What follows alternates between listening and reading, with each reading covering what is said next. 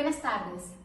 La Cámara Peruana del Libro le da la más profunda y cordial bienvenida a la primera Feria del Libro de Magdalena del Mar, Augusto Tamayo Vargas, en reconocimiento al más grande historiador de la literatura peruana. Vamos a dar inicio a la presentación del libro Arte, Artista y Campo Artístico, concepciones, inscripciones y poéticas en el contexto latinoamericano. Participan los editores del libro, la doctora Luz Anaí Morales, la doctora Elena Grau Llevería y el doctor Luis Fernando Villegas. Moderado por el doctor Marcel Martín Velázquez Castro. Organiza Fondo Editorial de la Universidad Nacional Mayor de San Marcos. Disfruten de la presentación. Gracias por la presentación. Mi nombre es Marcel Velázquez, soy director general de Bibliotecas y Publicaciones de la Universidad Nacional Mayor de San Marcos y responsable de la promoción de la producción académica de nuestra universidad. Y en ese marco estoy muy contento por ser parte de esta mesa en la que celebramos este libro titulado Arte, Artista y Campo Artístico, Concepciones, Inscripciones y Poéticas en el Contexto Latinoamericano. Es un libro editado por Anaí Morales, Elena Grau Llevería y Fernando Villegas.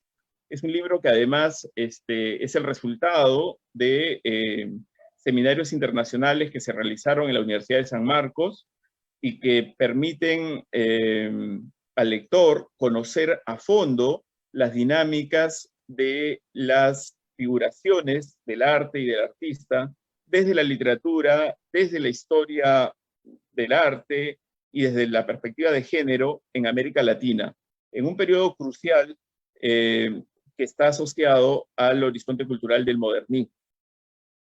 La Universidad de San Marcos tiene una política de promover editorialmente las investigaciones que se realizan por sus docentes y por la red de docentes amigos vinculados por las temáticas a los distintos campos que la universidad ofrece, ¿no? Y este es un libro que quiero resaltar ese carácter internacional que tiene, ¿no? Acá hay colaboradores de diversas universidades del mundo, e incluso dentro de las editoras está Elena Grau Llevería, que forma parte de la Universidad de Miami, y así entonces tenemos un libro que posee esa articulación internacional que nos interesa promover institucionalmente. Un fondo editorial no puede ser endogámico, no puede servir solo para publicar a profesores de la universidad, sino que tiene que ser un espacio de encuentro donde se sumen voces y reflexiones de diversos lugares del mundo, ¿no? Y creo que este libro cumple con creces esa política de la universidad. Sin más preámbulos, doy pase ahora a Luz Anaí Morales Pino. Ella es doctora en literatura latinoamericana por la Universidad de Miami y profesora de la Facultad de Letras de la Universidad de San Marcos. Y es una de las editoras, por supuesto, de este libro y una de las que más ha bregado para que el libro llegue a esta concreción material, porque sabemos que publicar un libro académico es siempre un reto y un desafío. Adelante, Anaí. Muchísimas gracias, Marcel. Y bueno, muchísimas gracias en primer lugar a la Feria del Libro por esta invitación a presentar acá nuestro trabajo. Quiero agradecer, ¿no?, a mis compañeros, colaboradores, coeditores de este libro por estar allí, ¿no?, por ser tan buen equipo, ¿no?, y lograr concretar este proyecto que ha sido un poco de largo aliento, ¿no? Como señalaba Marcel, justamente tenemos trabajando en esto desde los congresos que empezamos a hacer en el 2016 y 2017. Entonces es muy lindo ver ya el libro que es producto de este trabajo en equipo concretado, ¿no?, materializado, y como señalaba justamente Marcel, con todas estas colaboraciones y estos enfoques, ¿no?, de distintos profesionales de distintas disciplinas también, ¿no?, vinculadas con las humanidades. También quiero agradecer a todos los colaboradores del libro, a todos los autores que están acá incluidos, ¿no?, por también acompañarnos y por tenernos la paciencia en todo este proceso de edición y de publicación del material, y por supuesto al Fondo Editorial de la Universidad Nacional Mayor de San Marcos, porque este libro, sobre todo, digamos, el trabajo más fuerte de edición fue en el año 2020, el año más crudo, ¿no?, de la pandemia. Fue un año muy, muy duro en muchos sentidos, y a pesar de todas las dificultades, ¿no?, que sabemos enfrentaron y enfrentamos todos acá, este libro salió con una calidad, con una rigurosidad, ¿no? Un trabajo tan cuidadoso y con un compromiso, ¿no? También con la excelencia y con ese profesionalismo, que es algo que nosotros de verdad valoramos muchísimo, ¿no? En ese sentido, nuestro agradecimiento al fondo, a todo su personal, ¿no? Por este compromiso, por la puntualidad, y por todo el apoyo, ¿no? que nos han brindado en este proceso, por el cuidadosísimo trabajo de edición, de revisión, etcétera, y también la paciencia que nos han tenido en muchos sentidos, ¿no? Así que gracias a ustedes y gracias al fondo y bueno, gracias también, Marcel, por la presentación. Justamente como comentabas, este libro, además de ser un lindo trabajo interdisciplinario y colectivo, ¿no? Es bien interesante porque reúne una serie de estudios que desde lo que serían los estudios del arte, la literatura, ¿no? Estudios de género también, reflexionan sobre los conceptos de arte, artista y campo artístico en el contexto latinoamericano, y uno de los aspectos más importantes de nuestra perspectiva y que era uno de los móviles que nos llevaba a hacer este trabajo era reflexionar sobre estos conceptos desde una perspectiva latinoamericana y latinoamericanista, porque normalmente, ¿no? Uno puede, estamos acostumbrados a trabajar con ciertos campos, conceptualizaciones que de alguna medida se elaboran en otros contextos, y por eso nos interesaba revisar estas conceptualizaciones en un contexto claramente latinoamericano y reflexionar sobre esta misma noción de lo que es el campo artístico, pero considerando puntualmente nuestras problemáticas, ¿no? Las matices, tensiones y los puntos ciegos de este concepto de lo que sería el campo artístico, la figura del artista en la región, ¿no? Por ejemplo, en los artículos que tenemos acá reunidos, ¿no? Abordan lo que son los asuntos que tienen que ver con la autonomía, el concepto de la autonomía del artista, en qué medida se da esa autonomía en el contexto latinoamericano, bajo qué términos, ¿no? También la relación tan compleja siempre entre lo que serían los artistas y los poderes tradicionales, los regímenes de visibilidad, invisibilidad y exclusión, ¿no? O los silencios que imperan en el campo mismo, ¿no? Entonces, el libro, si bien parte de una serie de preguntas, ¿no? Como que qué significa ser artista en el contexto latinoamericano, desde cuándo podemos hablar de la existencia de artistas como tal, ¿no? Un poco también cuáles son los silencios y las tensiones que hay en lo que sería el campo. El libro no busca necesariamente proponer como un concepto cerrado de lo que es el arte y el artista, ¿no? Ni fijar una jerarquía, ni tampoco hacer como una cartografía que fije cada noción en un espacio específico, sino más bien ahondar en lo que serían los distintos escenarios que visibilizan estas narrativas sobre arte, artista y campo artístico en lo que nosotros concebimos como el macroperíodo de la modernidad, ¿no? Por eso el texto no solamente se centra en el 19, sino que va un poco antes con los estudios de Francisca Ceballos y llega un poco más tarde, ¿no? Ya en mediados del siglo XX, con los estudios sobre las moradas, sobre la obra de Carpentier, Eyerson, etc. Entonces, de esta manera el libro pretende mostrar la multiplicidad de perspectivas, ¿no? Sobre arte y artista que coexistían en este periodo de forma superpuesta, entrecruzada y confrontada. En mi caso, como yo voy a comentar un poquito nada más lo que son los estudios desde el área de literatura, porque Fernando puede hablar con mucha mayor propiedad de los estudios que se relacionan con el tema del arte, y Elena de la parte más vinculada con el género. Pero en el área de la literatura, digamos, el panorama, el abanico que se crea con los distintos estudios acá reunidos es bien rico, ¿no? Porque por un lado trabajamos lo que tiene que ver con los artistas cercanos al modernismo, en el caso de José Gil Fortul, Abraham Valdelomar y Rubén Darío, pero abordados de distintas aristas que también complejizan lo que sería el concepto del artista y las tensiones de ese campo artístico. También hay estudios sobre Luis Carlos López y Pablo de Roca, del estudio del profesor Lino Salvador, con el concepto del poema retrato, ¿no? Que también es muy interesante por el cruce que hace entre la literatura y el aspecto visual.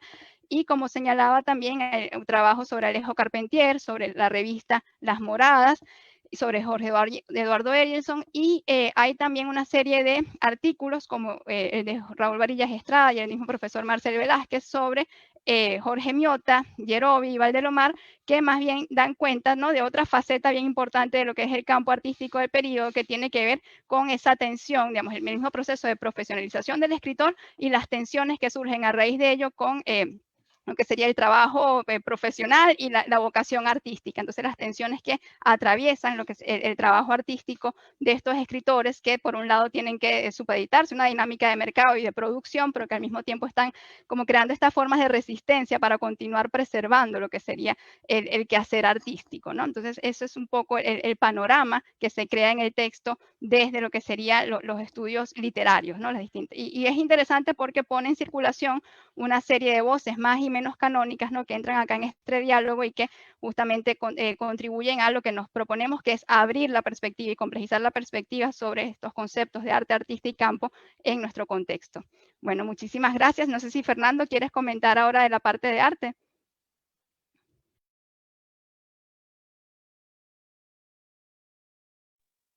Muchas gracias, Ainaí, por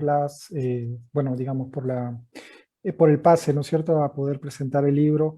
Lo primero, agradecer a la Cámara Peruana del Libro y la participación para la presentación de este libro. Este es el primer libro que nosotros estamos haciendo en torno al grupo de investigación, literatura y arte, prensa, cultura visual y redes transatlánticas entre Europa y América Latina, que lo integramos los editores y en conjunto con Marcel. Este es un proyecto, como ha mencionado Ainaí, de larga duración, pero que ha dado sus frutos a partir de seminarios internacionales y a partir de la publicación de este libro, que sin duda es bastante interesante porque nos muestra una mirada transversal y nos muestra otra mirada multidisciplinaria desde los campos de la literatura, la historia del arte y los estudios de género. Y en ese caso, el libro tiene una importancia destacada. Yo voy a conversar un poco sobre los artículos presentados vinculados a la historia del arte. Y quisiera empezar un poco hablándonos sobre la idea de figura de artista, el proceso creativo y el campo artístico, que han estado presentes en varios de los artículos escogidos para el libro. Y quisiera destacar el primer trabajo, que es el que presenta Anthony Holguín. Se trata de reconocer la importancia de una figura que hasta el día de hoy estaba desconocida dentro de la historiografía de la historia del arte peruano.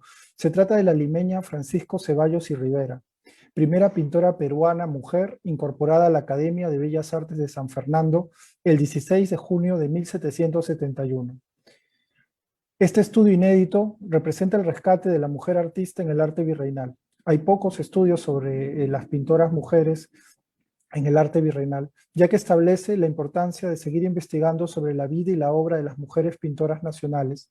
El arte en este periodo fue visto como un recurso de jerarquización social y varias de las artistas mujeres formadas en las bellas artes pertenecieron a la nobleza.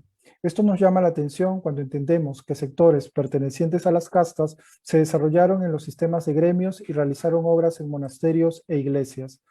La familia de Francisca Ceballos y Rivera perteneció a sectores altos de la sociedad limeña y fueron poseedores de una colección de pintura europea y cusqueña que de seguro inclinó la preferencia hacia el desarrollo de su arte. La artista fue declarada académica de honor y de mérito en la sección de pintura y presentó para su graduación un dibujo a la aguada de Santa María Magdalena. De esa manera se convierte en la única pintora americana del siglo XVIII incorporada a la Academia de San Fernando. Los modelos a los que remite la obra en cuestión están vinculados al pintor limeño Cristóbal Lozano y a la escuela cusqueña. El autor, Anthony Holguín, nos da a conocer la vida del artista a su regreso a Lima en 1771, cuando se convirtió en recamarera de la Virgen del Rosario durante 20 años en la iglesia de Nuestra Señora del Rosario. Otro artículo que es de mi autoría es el realizado por Teófilo Castillo. Su relación conflictiva con la fotografía. Podemos ver que desde un primer momento el artista trabajó y realizó fotografías en Buenos Aires, destacando en las fotografías de opalina y de goma bicromatada. Esta última la trajo a Lima cuando regresó en 1906. Es curioso que ambas técnicas busquen darle a la fotografía características pictóricas. A su regreso trabajó en la fotografía Curret, donde se encargó de realizar los fondos de las fotografías en un trabajo compartido con Dubriel. Por último, el autor estudia cómo Castillo ejerció la crítica de arte y cómo ella escribió sobre la fotografía. Si bien reconoció artistas fotógrafos como Goizueta, hábil en la delicadeza de sus retratos, también supo alentar el trabajo de Francisco Macías con sus crepúsculos pictorialistas. Sin embargo, el paisaje es donde el pintor no parece conceder a la fotografía ningún desarrollo artístico, ya que reprocha a Macías no hacer paisajes en pintura y seguir con lo que califica como banal Kodak. La importancia del crítico de arte y director del Museo Nacional, Emilio Gutiérrez de Quintanilla, es lo que presenta Celia Rodríguez Olaya. El crítico trabajó desde 1889 en una serie de 54 acuarelas y dibujos del Perú antiguo, que llegaron a publicarse en 1923. En su obra, la autora reconoce la influencia de antigüedades peruanas de Eduardo de Rivera y de Juan Diego Dicchude para la serie. Gutiérrez de Quintanilla estudió las obras del Perú antiguo en sentido descriptivo y documental, poniendo de manifiesto un peculiar sentido de ser moderno. Aunque su intención fue ilustrar un texto con pretensiones científicas, se advierte que el crítico de arte destacó en las representaciones naturalistas de la realidad y fue enemigo de los temas. Su mirada se encuentra anclada en el espíritu positivista de un análisis descriptivo y detallista, así como en la búsqueda de referentes para la reconstrucción nacional después de la Guerra del Pacífico. El proceso creativo que implica realizar una obra de arte está presente en el cántaro roto realizado por el pintor nacional Juan Lepiani. Es el artículo presentado por Rosana Rodríguez Fuentes. Tras analizar el objeto artístico en relación con sus aspectos culturales y sociales, así entiende que esta representación está asociada a virtudes morales. Además, Rodríguez hace una revisión histórica y artística del modelo iconográfico que inspira la obra del pintor peruano. Por ello conocemos que la obra está asociada al tema de la virginidad perdida, difundida a través de la obra de artistas como Jean-Baptiste Creuse en el siglo XVIII o William Bouguereau en el siglo XIX. El estudio evidencia también otra fuente iconográfica que es la Melancolía de Alberto Durero. Así, la representación de Lepiani, influida por la imagen de la pecadora penitente de María Magdalena, representa una mirada frente a la pérdida de las tradiciones y valores sociales patriarcales que acontecía a comienzos del siglo XX. Estas inquietudes motivan en esta obra una reafirmación del arquetipo de las buenas costumbres y de lo considerado como decoro moral frente a los tiempos de cambio. El proceso creativo de Jorge Eduardo Eyelson es lo que nos propone Clara Vez Núñez, quien nos da a conocer que el artista tuvo como marco de referencia el mundo del Perú antiguo y el budismo zen, los cuales le motivaron a diluir los límites entre arte y vida en su obra. El autor indica que su obra es un lenguaje transversal de diferentes disciplinas. Ello se evidencia en la complejidad de su proceso creativo, donde el artista escapó a las delimitaciones que cada disciplina impone. Sabemos que Eyelson desarrolló la literatura, las artes visuales y contemporáneas, pero no se le puede definir en una de ellas, porque en muchos casos las desborda. La autora resalta momentos importantes en el desarrollo creativo del artista, entre los que destaca su encuentro con la peña Pancho Fierro. De ese primer periodo nos muestra una obra trascendente, La Puerta de la Noche. Otro punto importante es su faceta de ensayista, cuando escribe sobre Puruchuco o manifiesta una mirada estética y no arqueológica. En relación a los rituales y el arte del Perú antiguo, va generando en el artista una afinidad con el chamanismo. En la serie Paisajes infinitos de la costa del Perú, el artista manifestó una exploración matérica a la vez que expone la identidad del Perú a través de la costa. En 1964 expone los primeros nudos y la serie Quipus le acompañó toda su vida. Buscó en ellas una composición piramidal, sus paisajes son mnemotécnicos, una búsqueda del infinito a través del vacío. Sus obras muestran la naturaleza del tiempo diacrónico y sincrónico del mundo prehispánico y asiático a diferencia de del lineal occidental, quedando de manifiesto un gran interés por las culturas prehispánicas y por su trascendencia. Otro elemento importante en su obra es el uso del cuerpo humano, el cual se funde en su obra, tal como lo hizo en la Bienal de Venecia de 1972. Eyelson propone en su obra una experiencia sagrada del ritual en su propia práctica y vida cotidiana. El campo medio donde se desarrolla el proceso intelectual que lleva a la realización del arte puede ser visto en la naturaleza de las revistas Las Moradas. Sus objetivos y sus vínculos en el contexto nacional e internacional es lo que nos propone estudiar Sando Emerson Sarria. La revista estuvo en circulación entre mayo del 47 a julio del 49 y se publicaron 8 números. Fue una revista moderna y cosmopolita de literatura, arte, historia, arquitectura, psicología, filosofía y música, corrientes que estaban en boga después de la posguerra. En el campo del arte buscó dentro de sus propósitos una expresión renovadora y formal, dejar el indigenismo e hispanismo anticuados por el surrealismo, la abstracción y la pintura moderna. La poesía contemporánea fue liberada de los presupuestos políticos y se concentró en sus propios lenguajes literarios. En cuanto al arte moderno, se buscó un arte en libertad, se difundió el relativismo estético y otro tipo de mirada donde se privilegió el paisaje y el entorno próximo. El autor señala que el artista debió buscar la libertad de su propia imaginación, de esa forma destacar la participación individual como parte de la creación artística. Se consideró que el arte moderno es libre en tanto no tenga programa y la singularidad individual que el artista buscó en un arte de permanente cambio no debía estar vinculado a las representaciones localistas o continentales. El autor propone ver a Las Moradas como una revista total por el amplio espectro y el intenso trabajo pedagógico. La revista sirvió para la formación de varios artistas peruanos, especialmente de la generación del 50.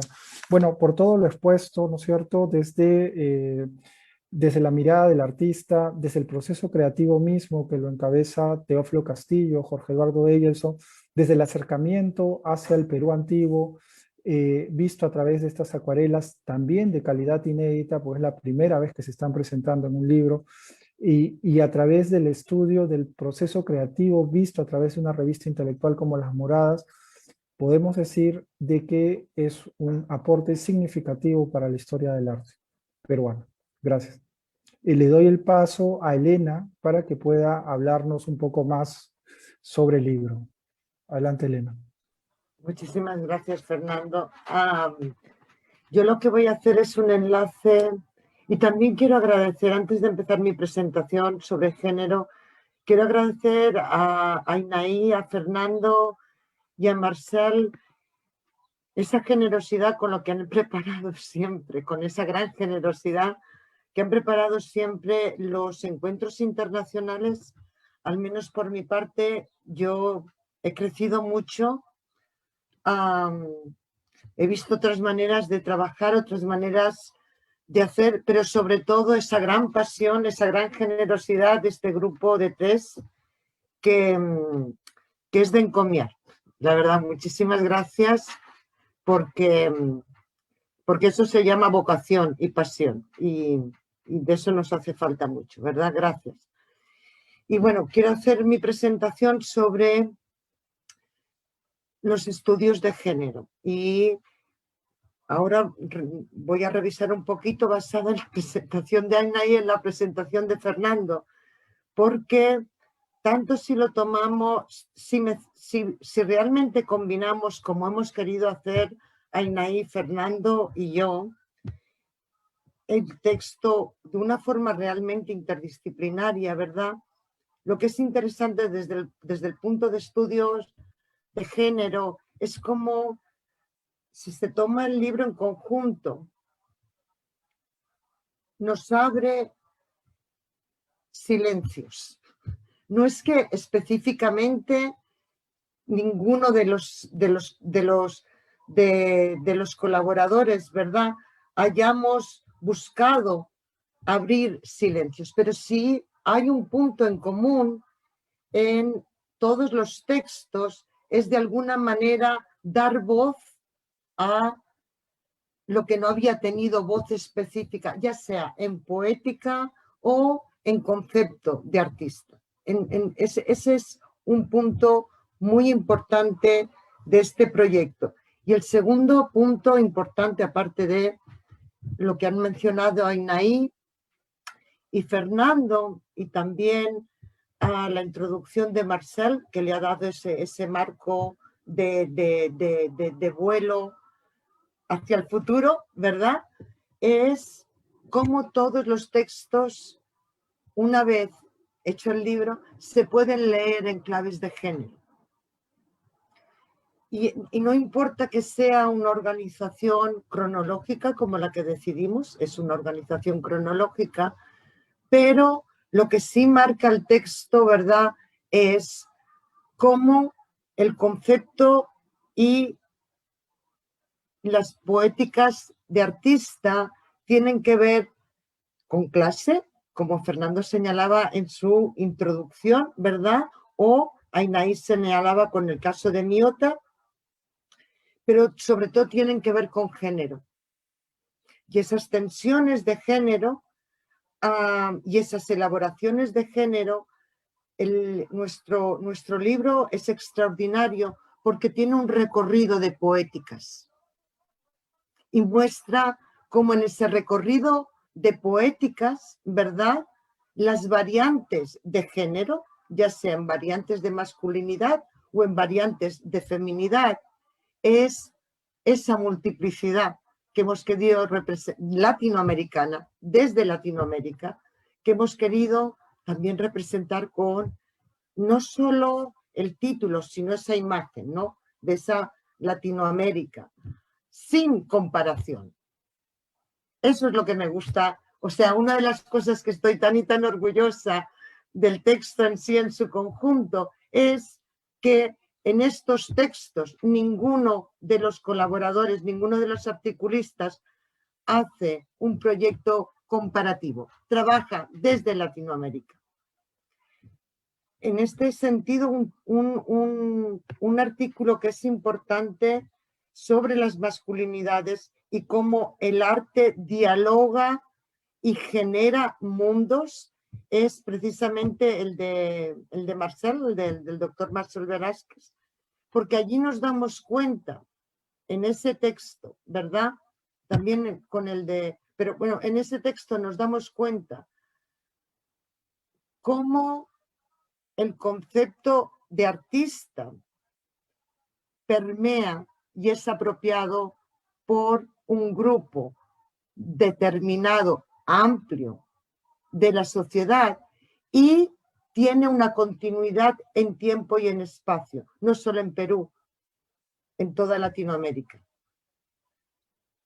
Es, por ejemplo, uno de los estudios que queda pendiente de hacer desde el género, ¿verdad? Es cuán importante ha sido para artistas, no solo literatos, ¿verdad? También del mundo del arte, como, bueno, como muestra el mismo trabajo de Fernando y el de Las Moradas, como ese construir arte, construir una poética, es también construir conceptos de masculinidad a los que se adhieren gente que tal vez no es artista en el sentido de productora de arte, pero sí se adhiere a ese tipo de comportamiento genérico, de género. Y bueno, y ahora tirando un poquito más para el lado de las escritoras y la artista que está representada en el texto. Una cosa que quiero destacar es, sobre todo en el periodo del entresiglos, ¿verdad?, que es el que está más representado junto con el periodo de vanguardias, y es que las escritoras y las artistas, no, mentira, perdón, las escritoras van a adherirse por motivos estratégicos de adquisición de poder a un proyecto más social. No es que no defiendan una poética y una producción de arte dentro del arte, es decir, el poder se coge como productora de arte, ¿verdad? No es dejar de lado o someter la producción artística, la producción literaria a un proyecto social, sino que hacer de la literatura, hacer de la producción artística un medio de cambio social. Eso es una diferencia. Y sobre todo si cogemos a Mercedes Cabello de Carbonera o Mato de Turner, por coger dos ejemplos peruanos, ¿verdad? Pero bueno, eso es lo que más o menos, y todos los textos que hay en nuestro libro, todos los textos pueden leerse desde esa lente genérica. Incluso los más, dirían, por ejemplo, el del peligro amarillo, ayúdenme, Daisy, ¿cómo se llama el apellido de Daisy? Daisy Chumimbune, Sarabia. Gracias. Incluso el proyecto de Daisy, ¿verdad?, es un proyecto marcado genéricamente. No se puede leer de otro modo ese discurso racista, tal como lo enmarca ella. Tal como lo enmarca ella, peligro es igual a masculinidad. O sea, con eso quiero decir que todos los textos, incluso los de poéticas, los textos de poéticas, ¿verdad? Desde la historia del arte, son textos que nos marcan un quehacer desde el género. Un quehacer, ¿verdad? En que se van delineando poquito a poquito qué formas de masculinidad vamos a tener, por ejemplo, en un curador o en un editor, que no es el mismo que vamos a tener en un artista. Y todas esas figuras conviven, todas esas masculinidades modélicas, porque nuestro texto son modélicas, las hemos puesto allí, ¿verdad? Todas estas figuras modélicas conviven, se nutren y hacen sociedad, porque están allá, ¿de acuerdo? Y en cuanto a las escritoras y a las artistas, queda un proyecto pendiente, a lo mejor en el futuro lo vamos a hacer, ¿verdad? Los tres. Queda un proyecto pendiente de ver en qué momento la mujer quiere ser artista a lo masculino. Quiere ser un artista yo, que hable desde el yo, que cree mundo, que cree una poética mundo, ¿de acuerdo? Que tenga un lenguaje propio. Creo que esto se consigue antes, en mi opinión, creo que se consigue, no estoy muy, pero creo que se consigue antes en arte que en literatura. Esa creo que es. Tenemos artistas plásticas y escultoras que muy pronto consiguen un lenguaje propio y pelean por ese lenguaje propio, mientras que tal vez Bombal, ¿verdad?, que es la que tenemos representada en nuestro libro, tal vez Bombal es la primera que maneja una poética propia. Pero bueno, es del 29, ¿verdad? Y nada, eso. Muchísimas gracias otra vez. Ha sido un gusto trabajar con ustedes, de verdad, y espero que sigamos trabajando juntos. Y Marcel, gracias por todo el apoyo allí, que siempre ha estado ahí, Marcel. Gracias Elena, gracias Fernando, Ainaí por sus comentarios sobre el libro y las significancias, ¿no? Simplicaturas que están siempre detrás del trabajo académico y la necesidad de proyectarlo más allá del claustro universitario y de los círculos de investigadores, ¿no? Creo que el libro cumple justamente esa función, así que me permito mostrar el libro para aquellos que nos están siguiendo o nos seguirán en el video y invitar a todos a que participen acudiendo, ¿no?, a la Feria del Libro organizada por la Cámara Peruana del Libro en Magdalena del Mar, ¿no? Me parece que tenemos algunos pocos minutos, quizá para alguno de ustedes quiera añadir algún comentario.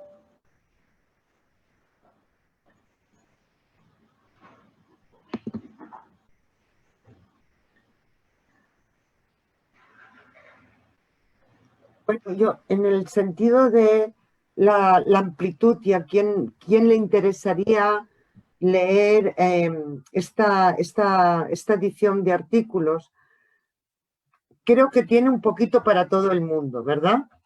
Tal vez al principio la gente piense, bueno, pero tanta confusión de tanta distribución, tanto estudio específico.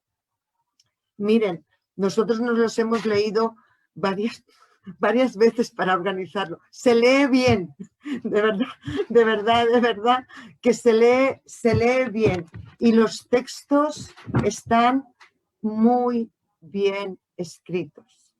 No solo porque han hecho un trabajo de edición serio, nos lo han hecho repasar muchas veces, revisar muchas veces, y el trabajo de verdad que se lee bien, es un trabajo que no es pesado, no es un recorrido pesado de hacer. Bueno, esa es mi opinión. A lo mejor es que le tengo mucho cariño ya. No, creo que para los lectores es importante también estos procesos de larga duración, ¿no? En los cuales puedes discutir contextos que están en el siglo XIX, que están en el entresiglos, que están en el siglo XX, ya en periodo de las vanguardias o incluso más adelante, como en el caso de las moradas, ¿no? Pero creo que las preguntas de alguna manera son semejantes y tienen que ver con esta relevancia de la construcción de una imagen, una figura social de artista, ¿no? Eso que destacabas, Elena, me parece muy importante. Primero, desde dónde hablamos, ¿no? Todos los que escribimos acá estamos hablando desde América Latina y eso es algo importante. No se trata acá de entender nuestra cultura ni subordinada, ni dependiente, ni que necesariamente tenga que ser comparada con otras, sino comprender las propias fracturas, las propias tensiones, el propio devenir, ¿no? Raúl Bueno decía, es nuestro vino, ¿no? Y aunque sea amargo, hay que beberlo, ¿no?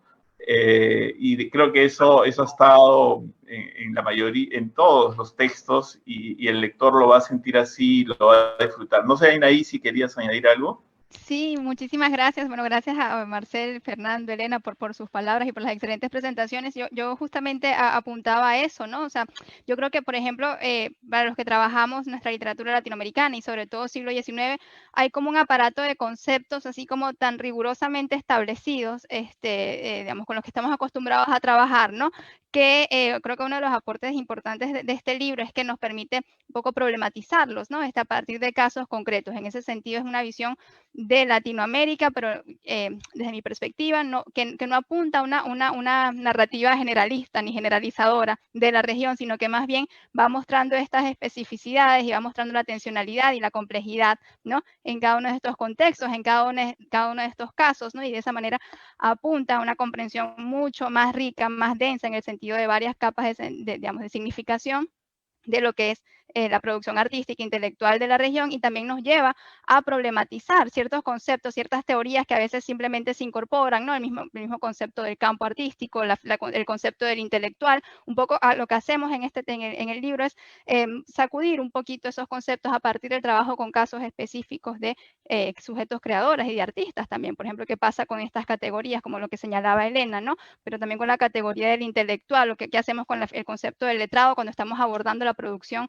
de las escritoras del 19, ¿no? Entonces también un poco mostrar esos silencios, mostrar estas especificidades y estas tensiones es como una pauta, ¿no? Para superar las visiones generalistas de la región o simplemente la imposición, ¿no? De ciertos conceptos o categorías que no necesariamente, digamos, que homogenizan una complejidad que amerita ser revisada, ¿no? Y por ejemplo, en ese sentido, ¿verdad? Si hablamos de sorpresas y de conceptos sorprendentes, el texto de Fernando, la figura que trabaja Fernando, y cómo él, sin decirlo así abiertamente, ¿verdad? Pero cómo Fernando muestra este artista que es un negociante. Y eso es súper importante, porque si es verdad que no es la línea latinoamericana, digamos, dominante que se impuso. Pero en el texto de Fernando, lo que vemos, ¿verdad?, es cómo se crea una interesantísima combinación entre arte y negocio. Y esa es una vía que tenemos que investigar más, ¿verdad? Porque, no, investigar, al menos ya la puerta que abrió Fernando, ¿no? De decir, no solo es la interdisciplinaridad, es ver cómo se maneja este artista similar a cómo lo hacen los periodistas literatos que trabaja Marcel, ¿verdad? Semejante a eso, o semejante al texto del literato que tiene que dejar de escribir literatura porque el periodismo se lo come. Este tipo de conexiones, de redes, de diferenciaciones, siempre desde nuestros mundos, ¿verdad?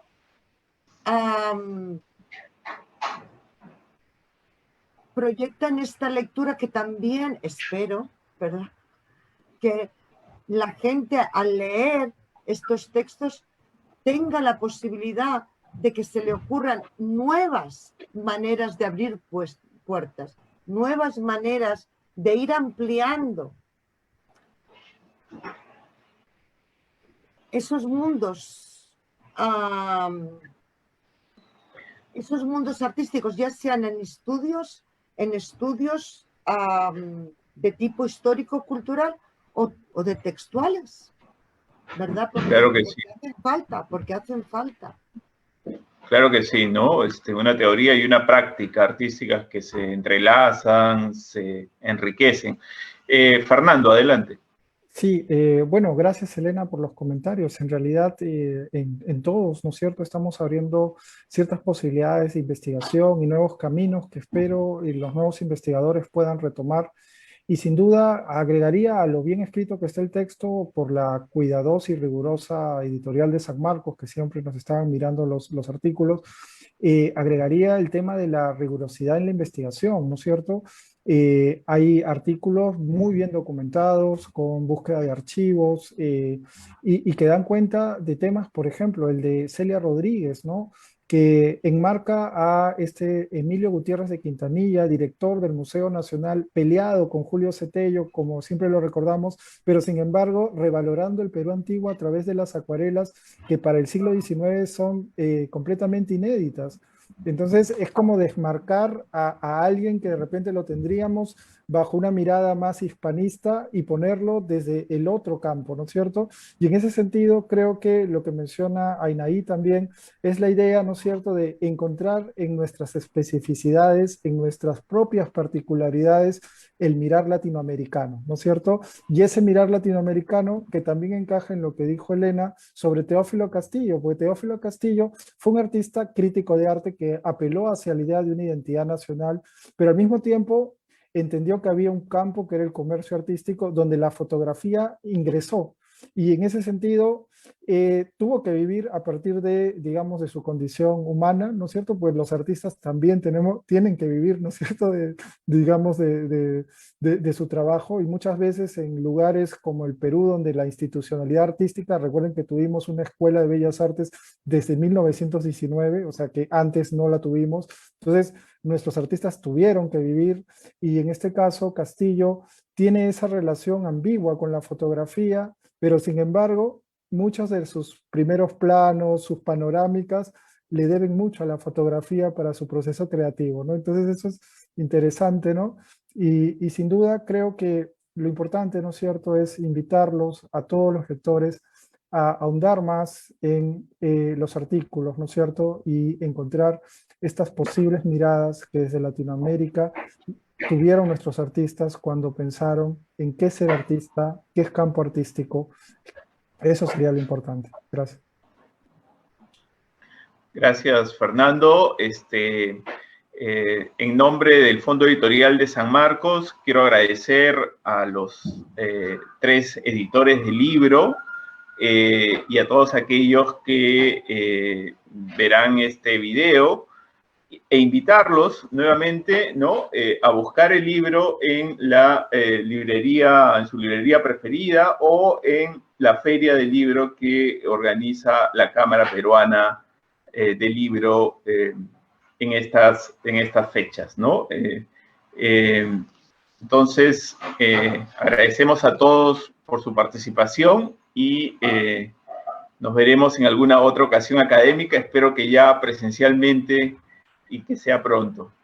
Muchas gracias. Gracias, Marcel. Gracias a todos.